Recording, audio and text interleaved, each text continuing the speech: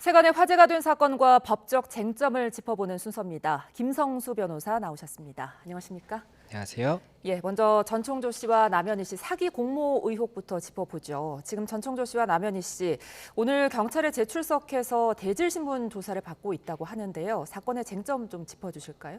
예, 지금 현재 이 사건 자체가 이 전총조 씨에 대해서 15명의 피해자가 일단은 원래 고소를 했었잖아요. 예. 그리고 지금 현재 추가로 고소가 또 들어간 것으로 나옵니다. 그리고 그 추가 고소에는 남현희 씨도 공범으로 이렇게 적시가 돼 있다라고 알려져 있어요. 예. 그렇다 보니까는 남현희 씨도 일단 최근에 10시간 조사를 받았었는데 예. 지금 현재 다시 재출석을 했지 않습니까? 예. 그리고 대질 신문을 하고 있는 것이 아니냐 이런 이야기가 나오고 있는데 이 부분 관련해서 그렇다면 경찰에서는 지금 현재 전총조 씨에 대한 그 앞서의 그 사기 부분도 이게 한 개의 사기 사건이 아니거든요. 예. 여러 개지 않습니까? 그럼 개별로 언제 돈을 받았는지, 당시에 받을 때 무엇이라고 얘기했는지 이런 것들을 확인을 해야 되고 이게 편취의 목적이 있는지 이런 부분을 확인을 해야 되는데 전총조 씨가 지금 있을 때 이런 행위를 할 때 가장 근처에서 어쨌든 전총조 씨랑 같이 이렇게 좀 생활을 했던 사람이 남현희 씨다 보니까 예. 이 전총조 씨의 이 진술에 대한 신빙성이 어느 정도인지 그리고 현재 뭐 공범인 것 같다라는 어쨌든 고소가 들어왔기 때문에 만약에 이것을 공범으로 한 것인지 이런 부분들을 확인하기 위해서 이 부분이 쟁점이 되는 것이고 예. 대지를 지금 한다는 것 자체가 아무래도 이 전청조 씨에 대한 이 진술 자체의 신빙성에 대해서도 아무래도 수사기관에 조금은 의문이 있을 수가 있고 그리고 이 남현희 씨의 이 또 추가적인 이 고소 사실에 대해서도 일단 별개의 사건으로라도 또 한번 확인을 해봐야 되기 때문에 이런 부분에 대해서 대지를 하는 것이 아닌가 생각이 됩니다. 그렇다면 통상 대질 신문은 어떻게 이루어지는 겁니까? 이게 이 진술이 이제 어떻게 이루어지는 것이냐면 이 경찰서에 가지 않습니까? 그러면 경찰서에 가면 이 경찰 이제 수사관분 자리가 있고 그 네. 앞에 이제 앉아서 이야기를 하게 됩니다. 그러면 피해자가 앉게 되고 보통 변호인이 있다고 하면 변호인이 동석을 하게 돼요. 예. 그런데 대질 같은 경우에는 이제 같이 앉는 겁니다. 나란히 앉아서 예, 나란히 하는 앉아서 겁니까? 이렇게 예. 이야기를 하게 되고 이 대질의 장점이 무엇이냐면 예. 한 명씩 받았을 때는 뭐 A라고 얘기를 했으면 이 A가 사실인지에 대해서 다시 다른 사람을 불러서 확인을 해야 되는데 대질은 바로 물어보고 이것에 대해서 답변을 하지 않습니까? 그러면 이렇게 얘기하는데 어떻게 생각하세요라고 물어볼 수가 있습니다.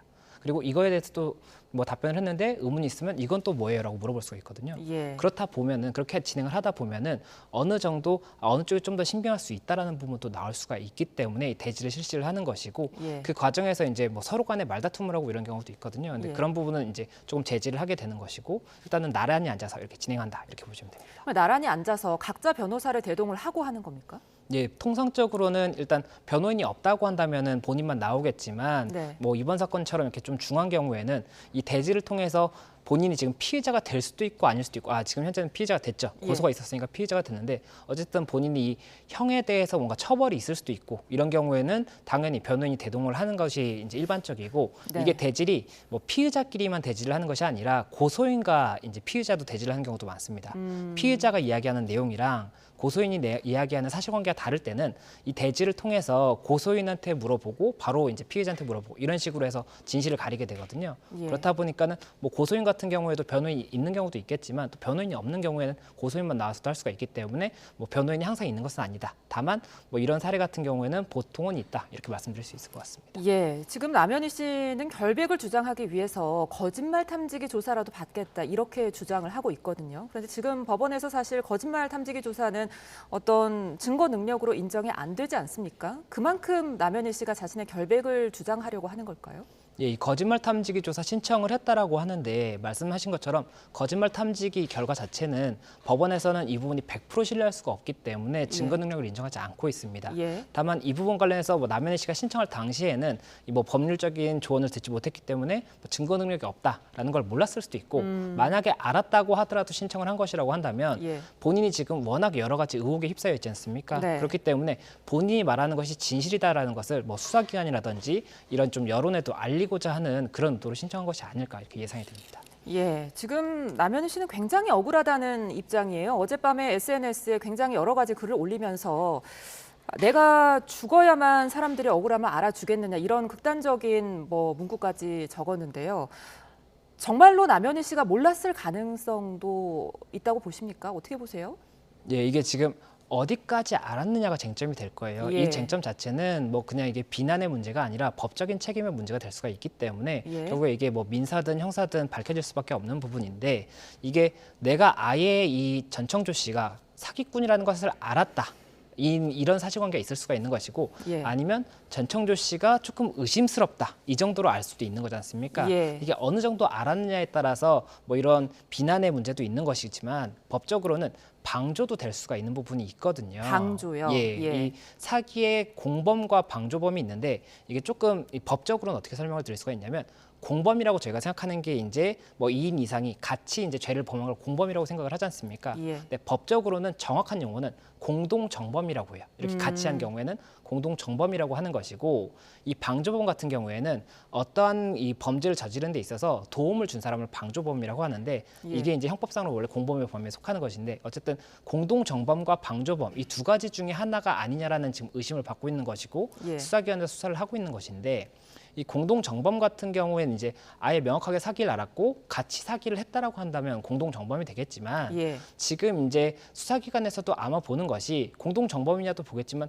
방조범은 아니냐를 볼 거예요. 그리고 제가 이제 방조범에 대해서 판례를 좀 찾아봤습니다. 판례를 찾아봤는데 조금 최근에 사기 관련해서 제일 방조가 많이 이슈가 되는 것은 이 보이스피싱 관련해서 인출책, 그러니까 현금을 가져오는 사람이랑 또 대포 통장을 빌려준 사람, 이 사람들이 방조범이 되느냐에 대한 판례가 제일 많이 나오더라고요. 예. 근데 이 경우에도 단순히 내가 뭐 대포 통장을 빌려줬다, 아니면 인출책이었다, 이것만 가지고 반드시 방조범이 된다, 반드시 안 된다, 이건 아니에요. 예. 이 사실관계에 따라서 달리 판단을 하게 되는 것인데 어쨌든 이 방조범이 되기 위해서는 내가 방조를 한다는 고의도 있어야 되겠지만 이 지금 저 사람이 사기를 하는 것 같다라는 게 미필적으로라도 인식이 돼야 되거든요. 그러니까 조금 이상한데 정도의 인식은 있어야 되는 것이고 그게 이제 그 판단, 방조범이 인정되는지 여부에 대한 기준이 되는 것인데 예. 이번 같은 경우에 이제 남현희 씨가 계속 이야기를 하는 것은 아예 몰랐다, 나도 정말 깜빡 속았다라고 이야기를 하는 거지 않습니까? 예. 그렇게 만약에 이제 했을 때 이 개별 사안에 대해서 이제 얘기를 하게 될 건데 뭐 남현희 씨가 같이 산 거 이런 게 불법이 아니지 않습니까? 그렇죠. 같이 산 게 네. 불법이 아니라 이 사기 혐의를 하는 데 있어서 방조를 했느냐가 쟁점이 되는 것이고 예. 그러면 이 각각의 사실관계에 있어서 뭐 남현희 씨가 뭐 만약에 관여한 부분이 있다라거나 아니면 남현희 씨가 봤을 때 이 통장을 지금 통장 같은 경우에는 전청조 씨가 당연히 지금 신용적으로 문제가 있지 않습니까? 예. 그러니까 본인 걸 못 썼기 때문에 다른 사람들 걸 썼다고 하고 그 중에 하나가 남현희 씨 것도 있는 것인데 이 남현희 씨 것을 사용을 했기 때문에 이 부분 관련해서 조금이라도 좀 불법적인 의심이 드는 부분이 있었다라고 한다면 네. 이 부분은 방조가 될 수가 있기 때문에 이게 쟁점이 되는 것이고 예. 그거에 대해서도 이제 수사기관에서도 보는 것이기 때문에 쟁점이 되는 겁니다. 그리고 또 수사기관에서 이 남현희 씨가 지금 통장을 대여해 줬으면 이 사기의 방조범 말고 또 어떤 부분이 있냐면 이 전자금융거래법 49조에 따라서도 처벌이 될 여지가 있어요. 뭐 인증서라든지 이런 거를 양도한 경우에는 또 문제가 될 수가 있거든요. 아, 양도를 한 경우에도 문제가 되는 겁니까? 예, 인증서나 이런 거에 대해서도 이게 금융실명법도 또 지금 이제 위반이 될 수가 있는데 이 두 가지가 어떤 취지냐면 예. 이런 금전 거래를 함에 있어서 이게 실명을 사용하지 않아서의 문제가 굉장히 많을 수가 있지 않습니까? 탈법적인 목적이라든지 이런 네. 것들을 방지하기 위해서 이런 부분 처벌을 하는 부분이 있고 그에 따라서 뭐 인증서 같은 거 이제 전자 인증서 같은 경우를 이렇게 양도를 하는 행위도 처벌을 하겠다라고 하고 있거든요. 그래서 네. 그런 부분이 이제 과거에 꽤나 많이 쟁점이 되다가 최근에는 이제 보이스피싱 같은 경우에도 사기 방조 쪽이 또 조금 추가적인 쟁점이 되는 것 같기는 한데 뭐 이제 예. 대포 통장 같은 경우에 어쨌든 통장 대여에 대해서는 지금 알려진 사실이기 때문에 수사기관에서는 사기 방조 외에도 이 부분도 혐의를 아마 잡아서 볼 거기 때문에 예. 이런 부분들에 대해서도 검토를 하고 있고 이 부분 사실관계도 확인을 할 것이고 이 빌려준 경위에 따라서는 이게 혐의가 인정되는지 여부에 대해서도 조금 판단이 달리될 수가 있기 때문에 이에 대해서는 전청조 씨한테도 물어봐야 되거든요. 남현희 씨한테도 이거 왜 빌려줬어요? 왜 양도했어요? 라고 해야 되겠지만 그거에 대한 대답을 100%뭐 이제 남현희 씨의 진술만 가지고 신뢰할 수는 없지 않습니까? 그렇죠. 그러니까 그에 대해서는 전청조 씨한테도 대질을 할 수가 있겠죠. 네. 그렇기 때문에 이 대질에서 여러 가지가 일단은 밝혀지겠지만 다만 이 진술만 가지고 사실관계가 이제 확정이 되는 것이 아니라 추가적으로 이를 이제 뒷받침하는 뭐 카카오톡 대화 내역이라든지 아니면 입금 내역 이런 것들이 있어야 되거든요. 그래서 그런 부분까지 좀 종합적으로 보지 않나 이렇게 생각이 됩니다. 예, 남현희 씨가 전청조 씨에게 통장을 빌려준 점도 이제 좀 쟁점이 될 수도 있을 것 같다 이렇게 짚어주셨는데요. 지금 남현희 씨가 SNS를 통해서 또 밝힌 것 중에 하나가 해명한 것 중에 하나가 전총조 씨가 생활비를 줬다는 부분이거든요. 근데 지금 생활비를 받기는 받았는데 받았다는 거는 인정을 했습니다. 그런데 지금 돈을 받은 건 맞지만 내가 불편함을 느꼈다 이렇게 주장을 하고 있거든요. 어쨌든 뭐 불편함을 느꼈건 아니건 전총조 씨가 사기로 취득한 금전을 같이 나눴다고 볼 수 있을까요? 예, 일단 남현 씨가 굉장히 여러 번에 이제 나눠서 글을 올렸고 그 글 예. 중에는 말씀하셨던 것처럼 이런 금전 부분도 있고 뭐 또 한 가지는 뭐 성별이나 이런 부분에 대해서 뭐 본인이 몰랐다, 뭐 임신에 대해서 이런 얘기가 있는데 예. 일단 말씀 주신 금전 같은 경우에는 그 남현 씨가 벤틀리 뭐 고가의 차량이라든지 뭐 굉장히 많은 선물을 받았다 이것은 인정을 한 부분이지 않습니까? 예. 그런데 그 외에 이제 전청조 씨가 이 언론에 나와서 했던 얘기가 본인이 이 가족들의 생활비도 지급한 적이 있다라고 이야기를 하고 예. 또 이제 남현희 씨의 어머니가 이 타고 계시는 그 차량 같은 경우도 본인이 제공했다라고 이야기를 했어요.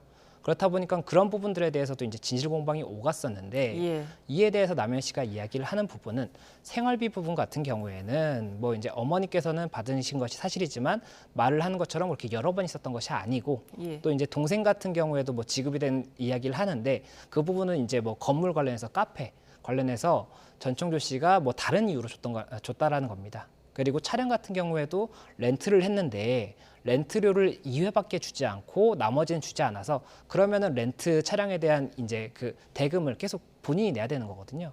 이 명의자 본인이 내야 되기 때문에 예. 전청조 씨가 내준 게 아니게 되는 겁니다. 나머지 예, 부분에 대해서. 예. 그래서 그런 부분들에 대해서는 전청조 씨가 지금 마치 뭐 굉장히 많은 것을 내준 것처럼 그런 뉘앙스로 이야기를 한 것으로 보이는데 그게 아니다라는 해명도 하다 보니까 이 부분들에 대해서도 어쨌든 계속해서 진실 공방이 좀 이어지지 않을까 생각이 됩니다. 예. 말씀해 주신 것처럼 지금 전 씨가 고가의 외제 차량 그리고 뭐 명품 가방이라든지 이런 선물 공세를 했단 말이죠. 남현 씨에게. 남현 씨가 지금 이 차량과 선물들을 경찰에 이미 제출했다고 하는데 이런 것들로 혹시 피해자들에게 보상을 해줄 수가 있을까요? 예, 이게 범죄 수익 같은 경우에는 원래는 몰수가 되고 국가에 귀속이 됩니다. 아, 그렇습니까? 예, 그런데 이 그 부패전산 몰수법이라는 게 있어요. 예. 거기에 이제 이게 시행된 지는 조금 됐는데 2019년경에 이 사기에 대한 부분이 들어왔어요. 그렇다 보니까는 이 변호사분들도 많이 모르시는 부분이 있는데 예. 저도 이제 최근에 이제 알았습니다. 근데 부패재산 몰수법상의 특경법상 사기라든지 이 예. 특정 사기의 경우에는 이것을 몰수한 다음에 피해자들한테 돌려줄 수가 있게 돼 있어요. 예. 그렇다 보니까는 그렇지만 이게 일반 사기면 또 안 될 수가 있기 때문에 그 부분 이제 이 혐의 자체가 이 15개, 16개 피해자들에 대한 혐의 자체가 전체가 다 특경법이 될지 아니면은 일부는 이제 형법상의 사기, 일부는 특경법상 사기 이렇게 될지 이건 봐야 되는 것인데 예. 만약 일부만 특경법상 사기가 된다라고 한다면 그 사기 금액에 의해서 이제 취득된 범죄 수익 부분에 대해서만 예. 이 환부가 될 수가 있기 때문에 예. 이에 대해서도 나중에는 피해자분들이 이 환부 여부를 판단을 할 때 쟁점이 될 수가 있습니다. 이 입금 시기와 구매 시기가 이제 좀 대조가 돼야 될 수가 있어요. 그렇다면 만약에 이번 경우에도 이제 피해자분들이 그걸 환수받을 수 있다고 하면 그거를 어떻게 처분을 한 다음에 현금화를 시켜서 다시 돌려주는 건가요? 어떻게 되는 겁니까? 그 부분 절차에 대해서는 지금 당장 좀 단언하기는 어렵겠지만 예. 이게 뭐 차량 같은 경우에는 이거를 뭐 어떻게 줄 수 있는 방법이 없지 않습니까? 예. 그렇다 보니까는 말씀하신 것처럼 처분을 해서 현금화를 하게 될 겁니다. 예. 현금화를 하게 될 것이고 그 금액이 이제 피해 금액에 모자랄 가능성이 높기 때문에 그렇다면 그 비율에 따라서 아마 환부가 되지 않을까 이렇게 예상이 됩니다. 예, 한편 전청조 씨 저희가 지금 잠시 전에도 보도해 드렸습니다만 지난해 다른 남성을 상대로 이제 임신 사기 행각을 벌였다고 하더라고요. 이 부분 좀 자세히 설명해 주실까요? 예, 지금 이게 남현희 씨와 전청조 씨가 지금 처음 만난 게 이제 남현희 씨의 주장에 의하면 2023년 1월 9일에 처음으로 이제 펜싱 클럽에 왔다고 해요. 예. 그렇다 보니까는 그 이전에 이제 전청조 씨의 행적에 대해서는 모른다는 이야기지 않습니까? 예. 그런데 지금 현재 알려진 바에 따르면 이 만남 직전, 만남으로부터 3개월 전에, 그러니까 2022년 10월경에 이 전청조 씨가 데이팅 앱, 그러니까 소개팅 앱을 통해서 남성을 만났고 이 남성에게 본인이 임신을 한 것 같다. 그런데 본인이 임신을 하게 되면 승마를 못하게 되고 본인이 승마 선수인데 예. 이 승마를 못하게 된 것에 대한 위약금을 3억 5천만 원 정도를 이제 마련을 해서 지급을 해야 되는데 본인이 나머지 돈은 마련을 했으니까 예. 남성에게 1억 5천만 일단 달라라고 이야기를 한 겁니다. 예. 그리고 남성이 이를 신뢰해서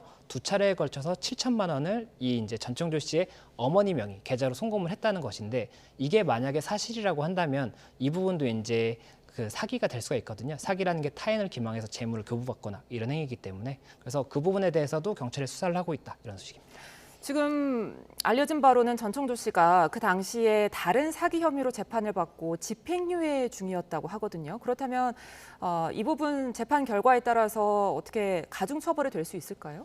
예, 일단은 전청조 씨 같은 경우에는 이 출소한 지도 얼마 안 됐고 그렇다면 형 집행 종료가 이제 얼마 되지 않았기 때문에 예. 형 집행 종료로부터 3년 내에 금고 이상의 이제 죄를 또 한 번 범한 경우에는 누범이 됩니다. 그렇다면 그 경우에는 2배 이상 가중이 될 수가 있어요. 예. 그리고 집행유예 같은 경우에는 집행유예 기간 내에 만약이라도 이 처벌을 또 받게 된다면 그 앞서의 집행유예는 이렇게 선고가 되지 않습니까? 뭐 징역 1년에 집행유예 2년을 선고한다라고 한다면 이 집행유예 기간 2년 동안 다른 문제가 없다라고 한다면 이 징역 1년을 집행을 하지 않는 거예요. 유예해 주는 건데 이 집행유예 기간 내에 다른 선고를 받게 되면 이 징역 1년 부분도 처벌을 받게 되는 겁니다. 나중에 집행을 다시 받게 되는 거예요. 예. 그렇다 보니까 만약에라도 그 집행유예 부분도 적용이 된다라고 한다면 이제 앞서의 그 형까지도 가중해서 처벌을 받을 수가 있기 때문에 더욱더 무겁게 처벌이 될 수 있다 이렇게 보이는 겁니다.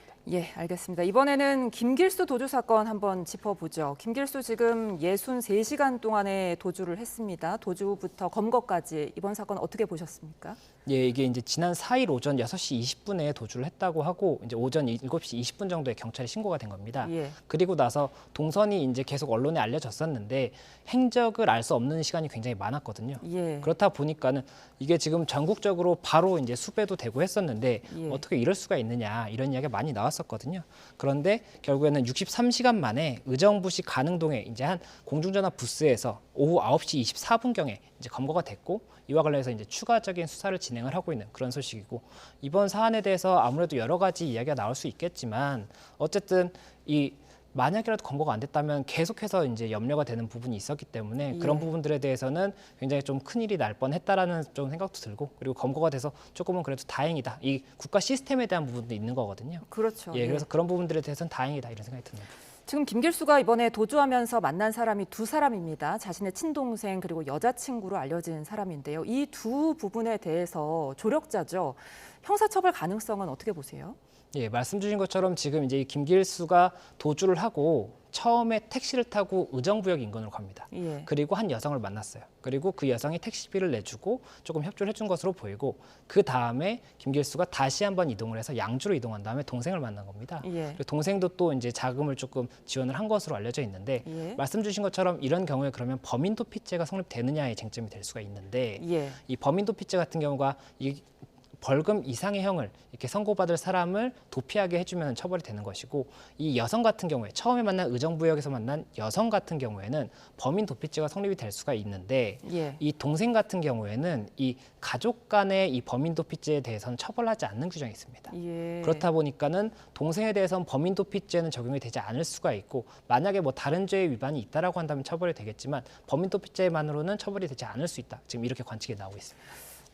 친족 간의 특례를 말씀해 주신 것 같은데요. 맞습니다. 친족들한테는 왜 이런 예외 조항이 있는 거죠? 이게 형법이 예전에는 조금 이게 우리나라가 유교적인 국가가 있고 또 이제 예. 가정이 굉장히 좀 중요하게 보는 그런 부분이 있지 않습니까? 예. 그렇다 보니까는 이 범인 도피죄 외에도 뭐 사기죄 같은 경우에 부부간에는 처벌이 될 수 없다라든지 뭐 이런 부분들이 있습니다. 이런 조금 과거 유교적인 부분에 대한 영향이 있는 이 친족상도의 규정들이 있기 때문에 지금 현재 이렇게 적용이 되는 것인데 예. 최근에는 이제 그 법 제정 당시와 지금은 조금 문화가 많이 다르지 않습니까? 예. 그리고 뭐 정말 가족 간에도 피해를 입어서 고소하고 싶은데 처벌이 안 된다고 해서 굉장히 답답해하는 경우도 많거든요. 그럼요. 그래서 이런 친족 상도에 대해서도 형법 개정을 한번 해야 되는 것이 아니냐라는 조금 이야기는 나오고 있는데 이번 같은 경우에도 뭐 그런 친족 상도의 적용례 중에 하나다 보니까는 그 부분 좀 여러 가지 쟁점이 되지 않을까 생각이 듭니다. 그렇다면 여자친구의 경우에 지금 범죄 은닉죄가 적용이 된다면 형량은 어떻게 나올 수 있습니까? 범인 도피죄 같은 경우에 형량은 징역 1년 이하이고 1년 이하요. 징역 3년 이하입니다. 죄송합니다. 3년 징역 이하요? 3년 예. 이하이기 때문에 그 부분 이제 판단을 해야 되는데 지금 현재 뭐 알려진 이야기에 따르면 이 공중전화 부스에서 검거가 됐지 않습니까? 예. 그때 당시에 이제 이 여성한테 전화를 했다라는 이야기가 있고 이 여성이 만약에라도 이 검거에 조금이라도 협조한 부분이 있다라고 한다면 그 부분은 이제 반영이 참작을 될 해주는 수가 겁니까? 있겠죠. 예. 그렇기 때문에 그런 부분들이 있을 것으로 보이는데 다만 이게 뭐 협조를 했는지 여부는 정확하지 않기 때문에 단언하기 조금 어려운 것 같습니다. 예, 지금 이런 가운데 지금 수사 과정에서 김길수가 5억여 원의 전세 사기를 벌였다는 정황이 있거든요. 맞습니다. 지금 김길수 이 사건 자체가 쟁점이 된 다음에 추가적으로 알려지는 사실이 이 김길수가 이 서울 동작구 상도동 빌라에 보증금 3억을 이제 임대차 기한이 끝나면 임대보증금 돌려줘야 되지 않습니까? 예. 근데 그거를 돌려주지 않았다라는 혐의로 이미 6월에 고소가 된 겁니다. 경찰서에서 그래서 수사를 진행하고 있었고 예. 또 하나가 지금 서울 금천경찰서에서 이 금천구 시흥동의 오피스텔에 보증금 2억 5천만 원을 또 반환하지 않은 그런 혐의로 어제 이제 또 고소장이 하나가 접수가 된 겁니다. 그렇다면 총액이 5억 5천만 원이니까 이 부분 관련 이제 혐의도 조사를 하고 있다 이렇게 알려져 있고 예. 또 지금 이 김길수 같은 경우에 도주를 하고 그 며칠 뒤에 이 오피스텔 보증금 잔금을 받으려고 했다라는 이야기도 나오고 있는데 예. 만약에 그 혐의도 있다라고 한다면 그 부분에 대해서도 또 추가적인 범죄 혐의를 검토를 해볼 수가 있기 때문에 그 부분에 대한 사실관계 파악 및 이 또 혐의에 대한 검토가 이루어지지 않을까 생각이 듭니다. 예, 처음에 도주를 했을 때 변호사 선임 비용을 마련하기 위해서 도주한 게 아니냐 이런 이야기들이 많았는데요. 지금 말씀해 주신 것처럼 오는 10일에 받을 1억 5천에 달하는 잔금 이걸 받으려고 혹시 탈주를 한 게 아니냐 이런 말도 나오고 있거든요. 어떻게 보세요? 네, 처음에는 저도 이제 고민을 했던 게 이게 국내 법이 어떻게 돼 있냐면 도주를 하게 되면 일단 출국 금지가 되면 해외로 도피하기가 굉장히 어려워집니다. 비행기를 타거나 예. 이렇게 할 수가 없기 때문에 도피하기가 어렵고 만약에라도 뭐 조금 불법적인 경로를 통해서 해외로 나간다고 하더라도 해외에 나가 있는 동안은 공소시효가 이제 진행이 되지 않기 때문에 결국에는 우리나라에 정말 들어올 수가 없어요. 그리고 해외에서도 그 신분을 사용할 수가 없기 때문에 굉장히 불편하게 계속 살아야 되거든요. 그래서 과연 정말 뭐 해외로 도주하기 위해서 이런 범행을 저질렀을까? 아니면은 다른 이유가 있는 것은 아닐까 생각을 했었고 제가 이제 생각을 할 때 당시에는 이 보증금 이야기는 없었던 상황인데 이 김길수가 지금 이번에 이제 혐의를 받았던 부분이 7억 4천만 원 정도를 환전을 저렴하게 해주겠다고 한 다음에 그 현금을 들고 도주했던 거거든요. 예. 이제 스프레이를 뿌려서 그렇게 했던 건데 그 중에 이제 7천만 원 정도가 이제 확인이 안 됐다고 했었어요. 어디 있는지 예, 확인이 예. 안 되고 나머지 부분은 이제 좀 확인이 됐다라고 했는데 그 7천만 원을 어디다 숨겼다가 그것을 좀 확보하기 위해서 간 것이 아닌가라고 저는 생각을 했었거든요. 예. 그런데 지금 나오는 부분을 봤을 때는 이제 보증금 뭐 이런 것들 이야기가 나왔을 때 7천만 원 부분이 그렇다면 이 집을 매수할 당시에 세금 같은 거를 내는데 사용하지는 않았을까? 이게 체납이 되면 임대차에 또 문제가 생길 수가 있기 때문에 예. 그런 예상이 조금 드는 부분이 있고 그 보증금을 이렇게 수령을 해서 뭐 변호인 비용이라든지 아니면 또 해외에 나가려면 이 도주를 위해서는 불법적인 부분이니까 굉장히 자금이 많이 들 수가 있지 않습니까? 예. 그 자금을 마련하려고 한 것은 아닌가 이런 생각이 듭니다. 예, 지금 이 같은 전세 사기 혐의까지 더해진다면 김길수의 형량은 얼마나 나올 수 있을까요? 예, 일단은 도주죄가 성립이 될 것인데 도주죄 같은 경우가 이제 1년 이하의 징역이 원칙이고 예. 만약에라도 특수 도주죄라고 해서 이 도주를 함에 있어서 뭐 기물을 손괴한다거나 아니면은 뭐 폭행을 한다거나 협박을 했다 이렇게 되면은 7년 이하 징역까지도 가능합니다. 그렇기 때문에 이 어느 죄가 이제 적용이 되느냐 이거 자체가 쟁점이 될 수가 있는 것이고 예. 그리고 이 사건의 판단에 있어서도 굉장히 여러 가지 죄명이 있지 않습니까? 그래서 그 죄명들에 대해서도 아무래도 이 반성의 여지가 없다라고 이렇게 좀 재판부에서 판단할 가능성이 높기 때문에 그런 부분 형량에 있어서는 조금 불리한 정상이 아닐까 생각이 됩니다. 예, 끝으로 교정 당국의 관리 책임 이야기 한번 해보죠. 지금 김길수가 탈주하고 나서 뒤늦게 직원들을 소집하고 또 엉뚱한 곳을 수색 지시하는 등 지금 교정 당국의 관리가 도마 위에 오르고 있거든요. 어떻게 보셨어요? 앞으로 대책도 좀 필요할 것 같은데요. 예, 일단은 이게 도주를 할 수 있었다는 것 자체에 대해서는 굉장히 큰 문제라고 보는 게 예. 병원에 갔다고 하더라도 어쨌든 이렇게 도주를 하면 안 되는 거지 않습니까? 그럼요. 이게 어떠한 범죄를 저지른 사람이 도주를 쉽게 할 수 있다라고 한다면 국가의 이런 사법 시스템, 형사 시스템에 대한 문제가 될 수가 있기 때문에 예. 이런 부분들에 대해서는 당연히 다시 한번 좀 검토를 하고 만약에 과실이 있었다고 한다면 그 과실에 대해서는 누군가 이 책임이 있어야 된다라고 생각은 하지만 이 부분 이후에 뭐 문자라든지 이런 부분들에 대해서는 이 결과론적인 비난이 되는 건 아닌가라는 좀 염려가 있어서 예. 만약에 이게 그때 당시에는 최선의 판단이었는데 결과론적으로 이게 뭐 그렇지 못했다 이렇게 해서 비난하는 것은 조금 아니라고 보고 있고 일단 법무부에서도 이 사유 자체가 어떤 과실이 있었는지를 보고 그 과실이 있다라고 한다면 그에 대해서는 당연히 마땅한 처분을 할 것이고 예. 또 과실이 없었다고 하더라도 이 시스템적인 문제가 있었다라고 한다면 이 시스템을 개선을 하겠다라고 이야기를 했기 때문에 개선이 어떻게 되는지도 저희가 관심을 가지고 지켜봐야 되지 않나 생각됩니다. 예, 여기까지 듣겠습니다. 김길수 도주 사건 그리고 전청조 남현희 씨 사기 공모 의혹까지 김성수 변호사와 함께 이야기 나눠봤습니다. 오늘 말씀 고맙습니다. 고맙습니다.